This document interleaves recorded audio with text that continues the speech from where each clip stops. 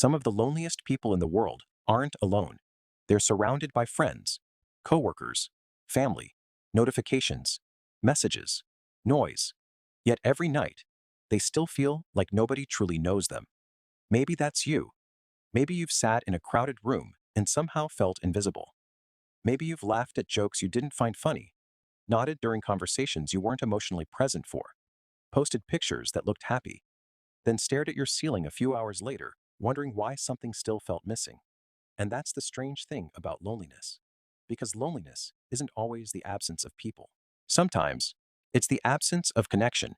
And those are not the same thing. Think about it. You've never had more ways to reach people than you do right now. You can text someone instantly, video call across continents, share your thoughts with hundreds of people before breakfast. Yet millions of people feel lonelier than ever. How is that possible? How can a world that is more connected than any point in human history make so many people feel disconnected? The answer is uncomfortable. Because the problem may not be how many people are around you. The problem may be which version of you they know. Here's what most people never realize. Human beings don't just need attention. They need understanding. And those are completely different things. Attention says, I see you. Understanding says, I know you. You can receive attention from thousands of people and still feel completely alone. Because attention fills your screen. Understanding fills the emptiness. And that's where the real problem begins. Most people spend years building relationships while hiding the very things they want others to understand. Not because they're dishonest, because they're scared. Scared of being judged, scared of being rejected, scared of looking weak. So they slowly create a safer version of themselves, a more acceptable version, a more polished version, the version that gets approval, the version that gets likes, the version that doesn't make people uncomfortable. But every mask comes with a price, because people can only connect with the person they can see, not the person you're hiding. Read that again. People can only connect with the version of you that you allow them to meet. And suddenly, something strange happens. People start liking you, inviting you out, laughing at your jokes, sending you messages, including you in their lives. Yet somehow, you feel even lonelier. Why? Because deep down, a question starts growing inside your mind. Would they still like me if they knew the real me?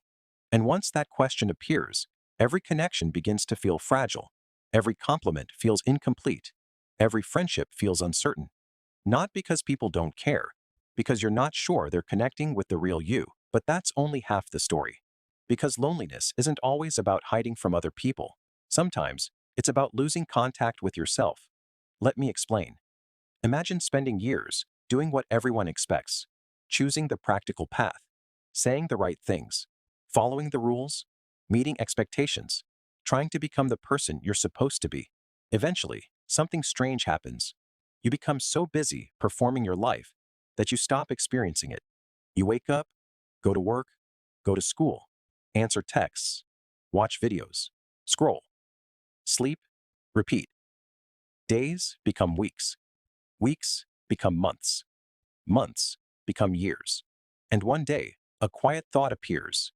Is this really my life? Or am I just moving through it? That's a different kind of loneliness. The loneliness of feeling disconnected from your own emotions, your own desires, your own identity. And here's where modern life makes everything worse. Because distraction has become the default setting. Whenever boredom appears, we grab our phones. Whenever discomfort appears, we open another app. Whenever loneliness appears, we drown it in noise, music, videos, podcasts, notifications, entertainment, anything to avoid sitting alone with our thoughts. But here's the irony. The more we run from loneliness, the stronger it becomes. Because loneliness isn't always a signal that you need more people. Sometimes, it's a signal that you need more honesty, more self-awareness, more genuine connection. Think about the deepest conversation you've ever had. The kind where you forgot to check your phone, forgot about time, forgot about impressing anyone. For a few moments, you weren't performing. You weren't editing yourself. You weren't managing an image. You were simply being yourself. And chances are, you felt less lonely in that moment than during entire months spent around other people. Why? Because connection isn't created by proximity. It's created by vulnerability. Most people believe connection happens when others admire them, but real connection happens when others understand them. And understanding requires risk. The risk of being seen, the risk of being misunderstood, the risk of showing parts of yourself that aren't perfect.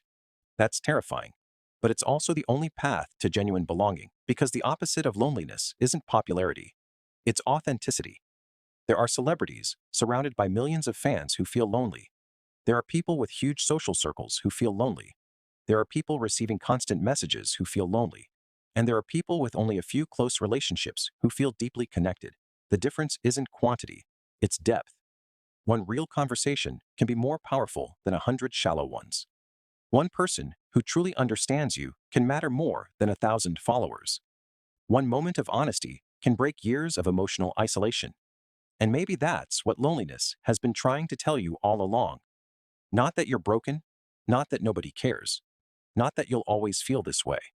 Maybe loneliness is simply a message, a reminder, a signal pointing towards something missing. More truth, more presence, more real connection, more of yourself. Because at its core, loneliness isn't the feeling that nobody is around you. It's the feeling that nobody can reach you. And sometimes, the walls keeping people out weren't built by other people. They were built by you. Not intentionally, not maliciously, just gradually, one fear at a time, one mask at a time, one hidden emotion at a time. The good news? What was built can be dismantled. One honest conversation at a time, one vulnerable moment at a time, one authentic choice at a time. And maybe that's the realization that changes everything. You don't need everyone to understand you. You don't need to impress the world.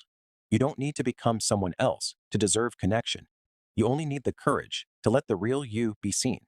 Because loneliness isn't always the absence of love. Sometimes, it's the absence of being known. And those are not the same thing. The moment someone truly sees who you are and stays, that's the moment loneliness begins to lose its power.